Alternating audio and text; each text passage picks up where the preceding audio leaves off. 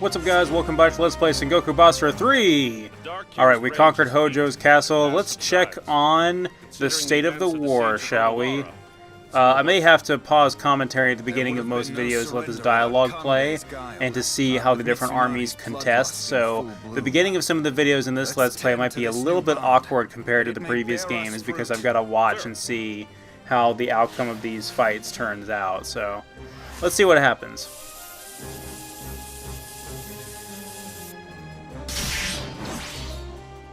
Huh, unfortunate. We'll fight Ieyasu later on.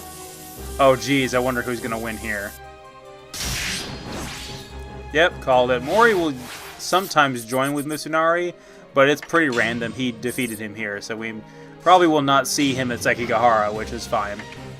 So I'm really quickly just gonna look at my setup, make sure I've got the optimal weapon, and I do. Ieyasu's attack and defense are off the charts right now. I can go for a slightly different accessory setup if I wanted to boost that. But usually with these, one thing I realize is I'm test playing Berserk and the Band of the Hawk right now in Japanese on the Vita version, and I'm pretty much stuck with the same setup as I had at the beginning with the same items, and I realize how much the setup with the items like that, how much fun that can add to these Musou games in terms of the strategy and the setup going into a fight.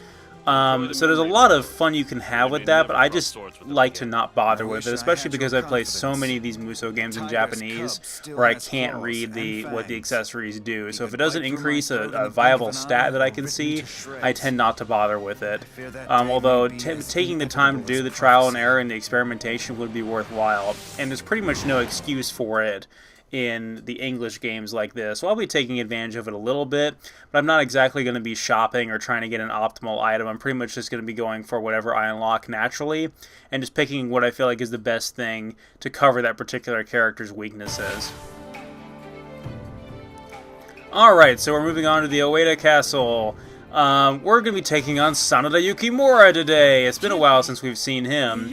Now, unfortunately, Takeda Shingen is nowhere to be found. He is actually taken ill and is laying on his deathbed right now, which is the most unfortunate state for Sanada and for the Takeda clan. So, Ieyasu is going to be able to break through here and kind of beat Yukimura into submission without much resistance, and it's actually really sad. I was actually talking to my friend Cheyenne about this today, my fellow Basara friend, and we were saying how I was telling her that with this stage in particular in Basara 3, the way it's portrayed, is you really do get the impression that I almost said Sanada clan, but it's the Takeda clan. There is a Sanada clan technically, but Basara's continuity is weird. The Sanada brothers probably never even met Takeda Shingen in their lifetime. Who knows, but for some reason they had to make Sanada Yukimura the young cub of Takeda Shingen, as we all know and love from the Basara series, but again, it's not really historically accurate. So if I hold down R1 now, I can charge up this ground pound attack, which is pretty nice. I'll be unlocking different versions of this soon. I'll have a final attack with L2 where I can charge and do a blast of energy up into the air, but it's sort of like that move that we see him do in the opening scene there. Wow, that was pretty cool. So you can charge it up by holding down R1. So I really love how they've handled the combat sandbox from Basara 3 onward. It's not just two secondary attacks that you toggle between, and you select them from your setup menu before you go into a fight. You have permanent access to every secondary ability. As soon as you unlock it through leveling up, it's just a different button combination that uses it, but it's not so convoluted that it comes across as like a fighting game combo. So it's actually really nice for that reason. So here's actually an unmanned checkpoint right here. We can go ahead and just hit that to take it over. Now we have a larger portion of the map conquered, which is pretty cool when you think about it. But again, it just kind of shows the fact that the Oita castle is in shambles because they don't have all the checkpoints manned, and we just flooded a section of it right there by conquering that previous checkpoint. So we're flooding this castle and probably killing countless guys in the process. So yeah, it's pretty brutal. It's really kind of sad to see how far they've fallen in this sorry state of the war.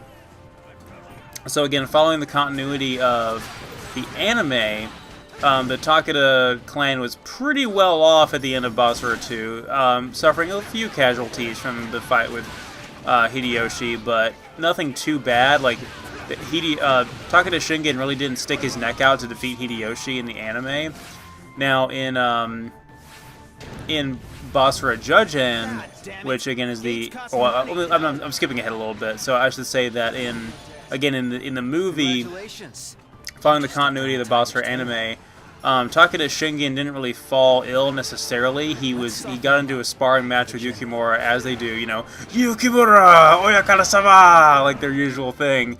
And in doing so, let me look at my setup really quick here. I wanted to make sure I haven't unlocked that final move. Okay, I haven't. Those are all the moves I have right now, but I haven't unlocked the R2 move yet. And there's also a L1 plus triangle move as well that will unlock sooner than that. So just trying to keep in mind how many levels I need to have unlocked in order to have those abilities. But anyway, so Takeda Shingen being so overwhelmed by Yukimura's strength of will and conviction is like defeated by him, and then like basically is wounded from that fight, and that's why he's out of commission for the movie, and that's why Yukimura becomes the leader of the Takeda clan. It's really played up for laughs. Like it's an absolute joke, and it's over the top, just like the Basara anime is. But it's actually very emotionally effective. You really feel like you're losing Takeda Shingen, and it's actually just... There's something about how cheesy and hammy Basara the anime is that actually makes it pretty emotionally effective. You get, at that point, if you've sat all the way through both seasons and you're watching the movie, you're probably attached to these characters. So it actually pretty well works out. So we have another unmanned checkpoint right here. Now again, in Basara Judge End, Takeda Shingen is just ill. He's taken ill. He's on his deathbed, and that is the continuity of the game as well. So it's pretty unfortunate. But Sanada Yukimura takes that opportunity to try his hand at being the leader of the Takeda clan, and it's difficult for him because obviously he's young and naive and inexperienced, and he's constantly growing and struggling over the course of the series, as we all know and love. However, there's actually a really funny episode of Judge End where he takes trying to be Takeda Shingen way too seriously and ends up like literally impersonating him by wearing his Kabuto thing and trying to fight as Shingen, and he gets his ass kicked against Kenshin, and it's really kind of embarrassing. I have a couple of issues with that. I mean, it's hilarious for one, but I have a couple of issues with that, mainly because it really doesn't show Yukimura like emotionally struggling. It just shows him like using his blind rage and failing, and also the fact that there's too much Kenshin in Judge End, because Kenshin has a relatively small role in Basara 3, I feel like, in the game, so I really don't feel like it's right to focus on Kenshin so much in Judge End when it's not really his season, it's not his game. At this point in the series, Kenshin and Takeda Shingen take such a back seat that they pretty much cut them out of the game altogether. They did, in fact, cut them out of the game in Basara 4. Neither of them are playable in Basara 4. But we'll get to that when we get to that. So, we are having a boss fight against Sarutobi Sasuke, which is only a matter of time in all levels having to do with Sanada Yukimura or Takeda Shingen.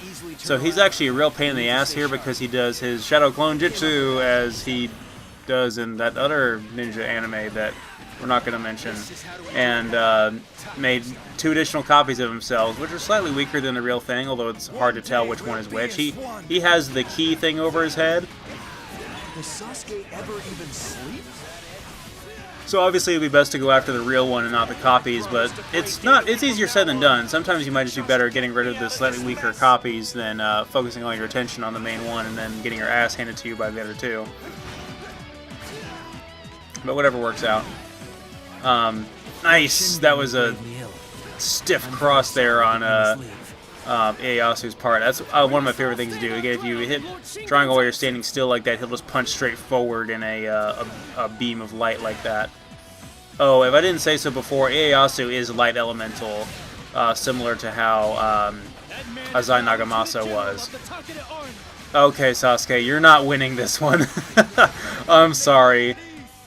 Yeah, you're not winning a struggle with the Ieyasu with that amount of strength.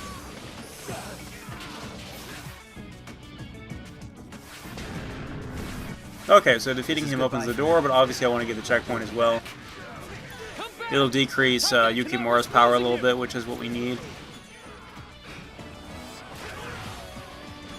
Always try to have some cool finisher when I destroy one of those captains, and if you combo everything correctly, you can do it, but it's hard for me sometimes, so I want to make the gameplay as entertaining to watch as possible, but it's not always easy. Within me is Takeda's spirit, entrusted to me to preserve his fate. In my blood, in my heart, in my soul, it defines who I am.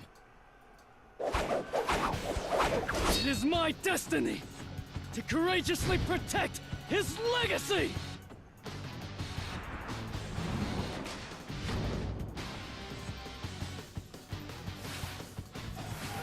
Tell me, Yukimura. Alright, time for a boss battle against Sanada Yukimura, voiced by Johnny Young Bosch himself in the English dub, which is really cool. His voice is obviously much better than it was in Devil Kings. So yeah, Johnny Young Bosch voices him in the anime and in the game, and I cannot imagine a more perfect fit to play Yukimura in English. He does his yelling and screaming perfectly, and his vocal inflection is perfect. Not to mention, Johnny Young Bosch usually gets main character status, especially in that era of anime during which Basara came out in. So yeah, it's pretty much a perfect fit. And to finally hear the English cast of the anime here in the game is pretty cool, although not every character is their same voice actor from the anime, unfortunately. I would have preferred the perfect casting from the anime, but beggars can't be choosers, and what we got is actually pretty good. So, Yukimura is pretty tough. He's pretty fast. He's got a lot of reach with his twin spears there.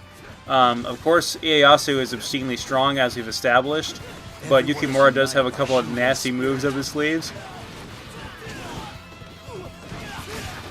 We're going to be able to defeat him pretty easily, but a couple of things he does. He has that one charging attack that he does, where he'll spin around in circles on his spears.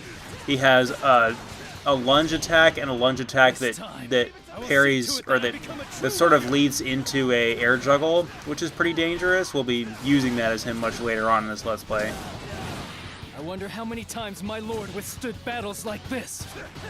Tenacious little cub, he managed to survive that attack. He's on like a sliver of health now, so we're just gonna have to ground pound him into the dirt with like wrestling moves. Come on, one hit. He's very tenacious. Take a seat. At least give you credit for trying.